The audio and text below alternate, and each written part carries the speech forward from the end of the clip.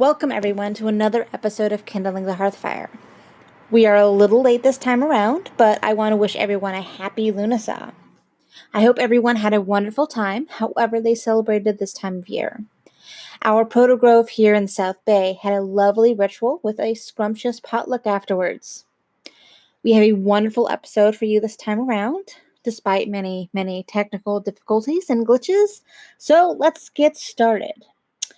All websites and sources will be listed with links in the show notes as per usual. Now on to the rest of the podcast.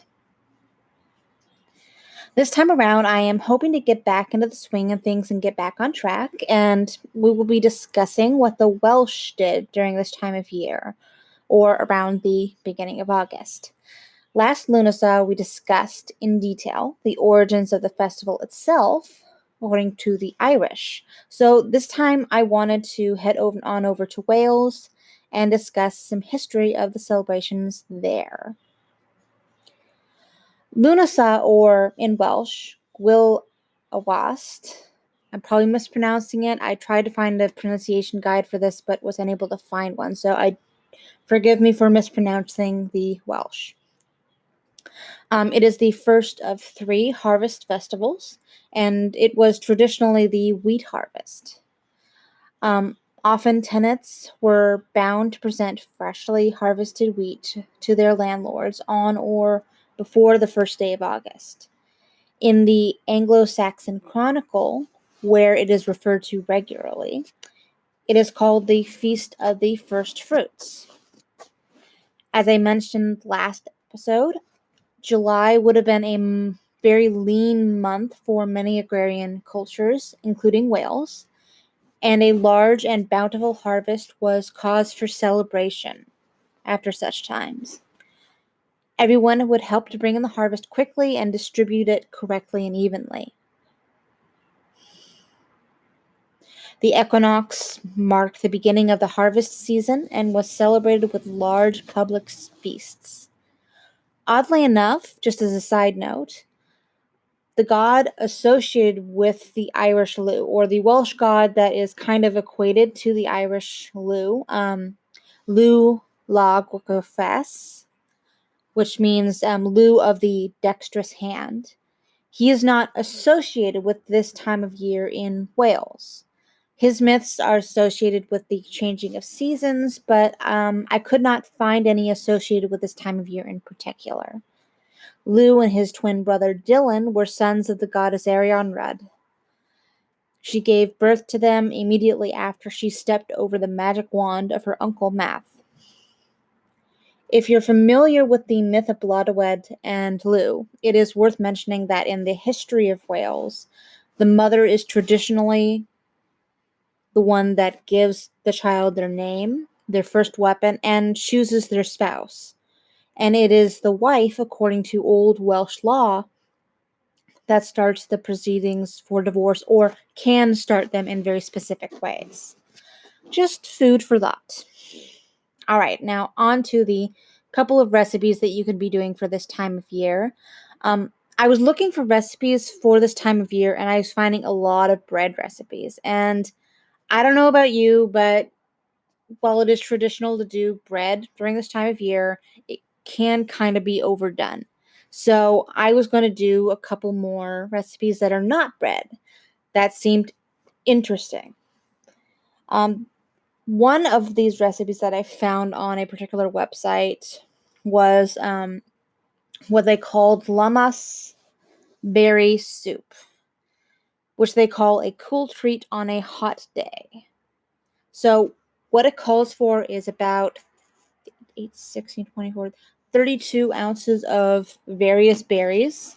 It splits them up into 4 specific types, but whatever type of berries that you actually appreciate, as long as it equals 32 ounces, is what it calls for. And it also calls for 4 tablespoons of sugar, depending on the taste or how sweet you want this to be, 4 cups of apple juice, crushed ice, 6 cups of water, and 3 ounces of tapioca or sago. All right, so for this, you're going to bring the water to boil and add the sago or tapioca. You boil it uncovered for 7 minutes. Then you turn off the heat, cover, and leave for about 10 minutes more. Rinse with cold water, strain, and cool and set aside. Remove stems from the berries, wash, and drain. And if you're using frozen berries, just unthaw them at this point. That's pretty much what you're going to be doing. And washing and also draining them of all the water that's excess. Save a few of each berry type. Then puree the rest with the sugar. Stir in apple juice, then add 1 cup tapioca sago mixture. Cover and chill for at least an hour. Ladle into soup bowls and serve with crushed ice or ice cubes and top with remaining whole berries. All right, that sounds lovely as a treat when it's getting a little bit hotter during the August months. Okay, and the other recipe, which is one I actually do appreciate, because the other one, I don't particularly care for tapioca pearls very much, so this one would actually be a better treat for me. It's basically super easy caramel corn. So basically you take 12 cups of popcorn. You have 12 cups of popcorn, 1.5 cups packed brown sugar, 12 tablespoons of butter or margarine if you really want to, and 6 tablespoons light corn syrup, a little more than 1/3 of a cup. And there are substitutes for the corn syrup if you don't want to use corn syrup, which basically are, you can have 1 cup of sugar dissolved in 1/4 cup of warm water, 1 cup of honey, 1 cup light molasses, 1 cup maple flavored syrup or maple syrup, pancake syrup. You can have 1 cup agave nectar, 1 cup brown rice syrup. So any type of real sugary sweet syrup that you like the taste of can be substituted for the corn syrup in case you just don't like the taste of the corn syrup or something else about it you just don't appreciate.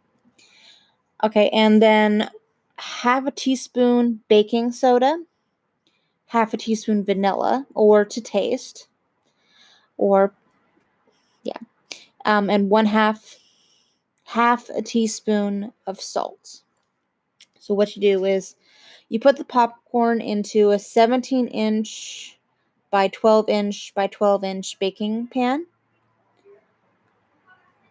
Let me repeat that. It's put popcorn into a 17-inch by 12-inch by 2-inch pan, baking pan. That other one would be a considerably larger pan, deeper pan. Anyway, all right, so you put all that into the pan. In a 1.5 quart saucepan, combine the sugar, butter, corn syrup, and salt. Cook and stir over medium heat until mixture boils. Then quit stirring and let cook for 5 more minutes. Then you remove that from heat and you stir in the baking soda and the vanilla.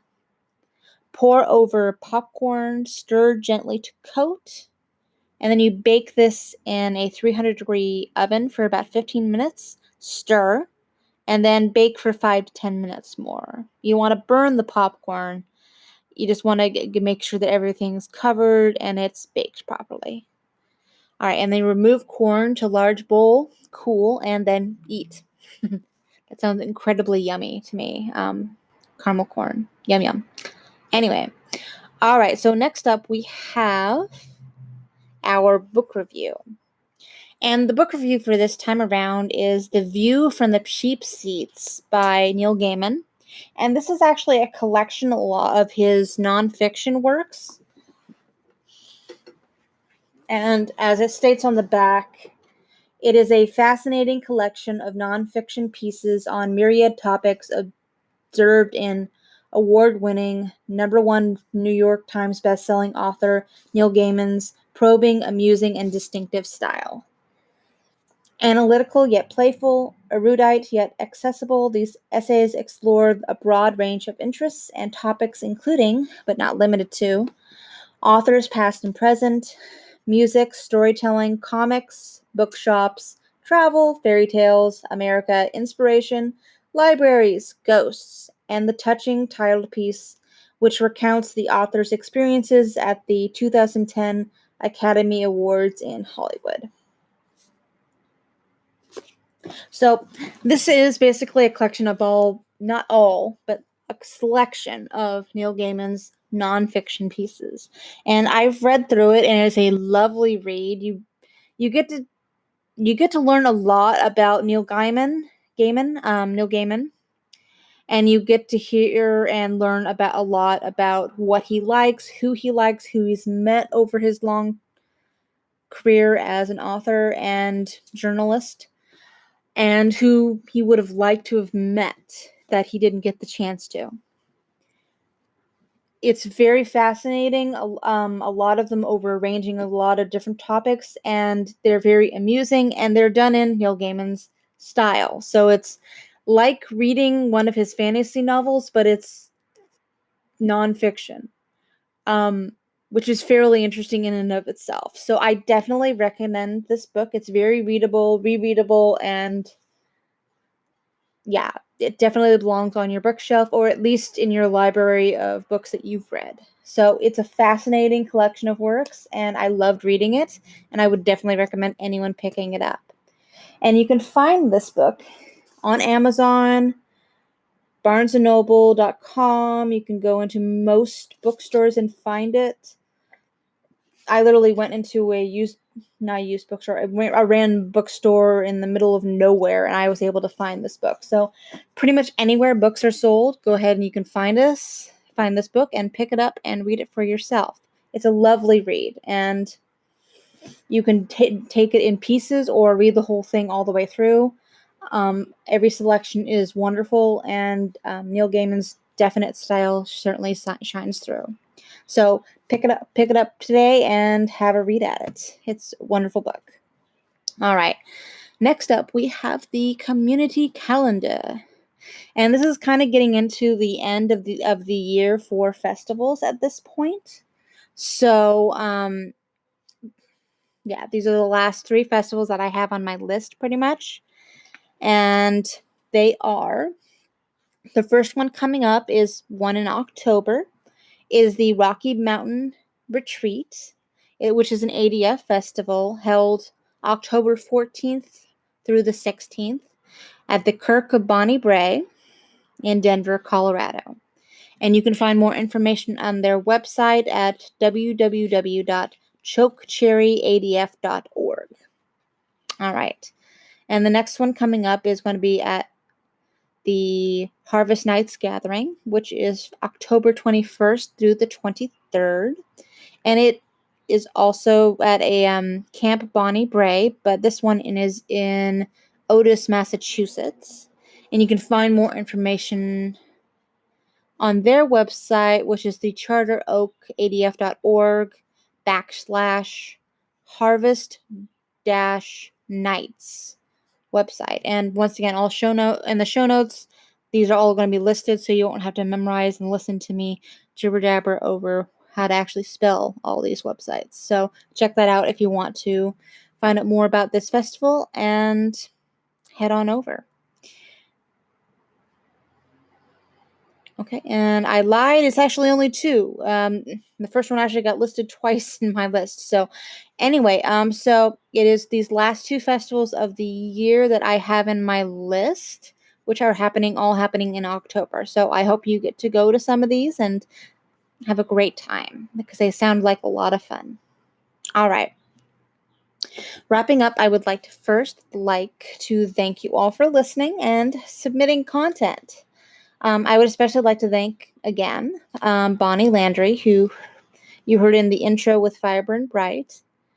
If you have any ideas, celebrations, poems, songs, invocations, or anything else that you would like to hear included in the podcast, please send them to kindlingthehearthfire@gmail.com.